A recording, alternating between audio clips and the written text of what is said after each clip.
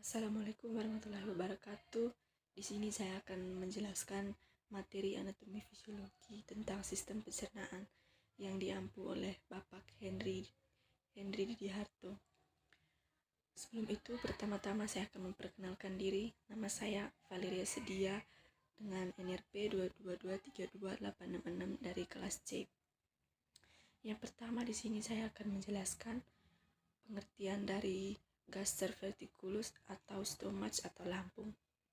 Gaster merupakan bagian dari traktus gastrointestinal pertama yang berada di antara abdominal.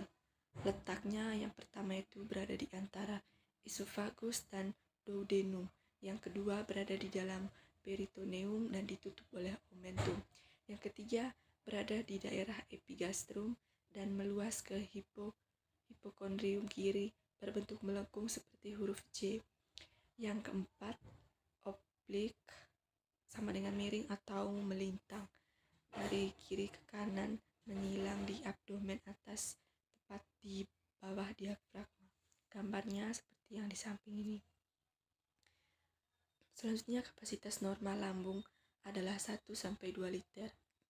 Lambung memiliki lekukan yang dinamakan curvatura major di sebelah kiri dan curvatura minor di sebelah kanan. Gambarannya seperti yang di samping ini. Selanjutnya, peritoneum dan omentum. Peritoneum merupakan selaput yang melapisi dinding perut bagian dalam, sebagian pembatas dari organ-organ di dalam perut. Yang kedua, omentum. Omentum adalah lapisan jaringan penyambung yang merupakan bagian peritoneum yang menahan lambung di samping organ-organ di sekitar. Selanjutnya, fungsi secara umum. Yang pertama, penyimpanan makanan, produksi kimus, digesti protein, dan produksi mucus. Bolu sama dengan makanan yang masuk dalam mulut, sedangkan kimus makanan yang telah bercampur dengan HCl lambung berbentuk bubur. Sedangkan micelle adalah makanan yang telah bercampur dengan getah empedu dan pankreas di intestin. Yang kelima, menghasilkan enzim-enzim dan hormon pencernaan. Yang pertama, enzim pepsin. Enzim pepsin yaitu memecahkan protein dalam makanan menjadi partikel yang lebih kecil seperti peptid dan asam amino. Yang kedua, lapise. Lapise berfungsi memecah lemak menjadi asam lemak dan gliserol atau zat gula yang mengandung alkohol. C. Asam klorida HCl berfungsi memecah protein dan melawan virus atau bakteri dalam makanan. D. Hormon gastrin berfungsi merangsang produksi asam lambung dan membantu pergerakan lambung saat mencerna makanan. Yang keenam, produksi faktor intrinsik, suatu glikoprotein yang diekskresi sel parietal. Secara fisiologi, lambung memiliki fungsi motorik dan fungsi sekresi. Fungsi motorik lambung ada 3. Yang pertama, penyimpanan makanan sampai dapat diproses di dalam lambung. Yang kedua, pencampuran makanan dengan sekresi dari lambung sehingga membentuk kimus seperti bubur. Yang ketiga, pengosongan kimus dengan lambat dari lambung pada kecepatan sesuai untuk pencernaan dan absorpsi usus halus. Bagian-bagian gaster atau lambung. Yang pertama, pars atau bagian kardiaka bagian gaster. Yang kedua, fundus gastrium. Yang ketiga, corpus gastrium. Yang keempat, pars atau bagian pylori, terdiri dari 2 bangunan yaitu atrium pyloricum dan pylorus. Batas-batas gaster atau lambung. Yang pertama, bagian superior terbatas dengan bagian distal esophagus.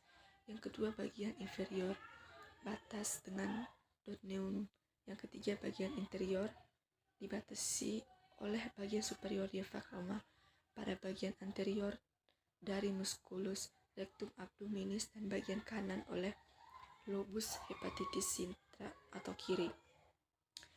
Yang keempat, bagian posterior lambung berhubungan dengan pankreas, adrenalis sinister, ginjal, dan diafragma. Selanjutnya, sekresi kelenjar lambung. Menurut bagian-bagian histologi lambung, yang pertama, kelenjar kardia hanya mengekskresi mukus. Yang kedua, kelenjar fundus corpus terdiri dari sel utama mengekskresi enzim pepsinogen. Yang kedua, sel parietal mengekskresi asam klorida atau HCI.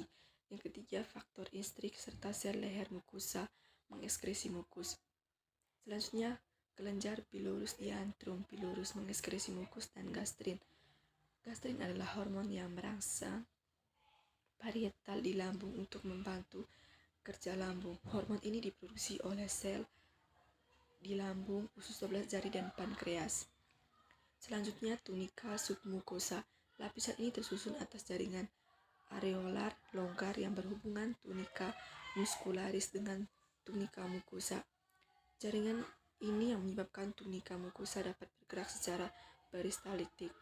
Yang kedua, lapisannya tersusun oleh plekusaraf, pembuluh darah, dan saluran limfe. Yang ketiga, tunika muscularis. Lapisan ini terdiri dari 3, yaitu lapisan otot polos, yaitu strum longitudinal atau membujur. Yang kedua, strum circulare atau melingkar atau bundar, dan stratum oblique atau melintang.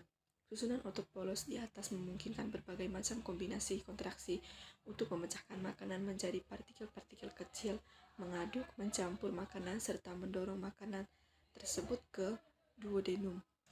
Selanjutnya, tunika serosa. Lapisan ini berasal dari peritoneum visceralis yang melanjutkan ke arah hepar menjadi omentum minus dan ke arah kolon sebagai omentum majus. Sekian dan terima kasih.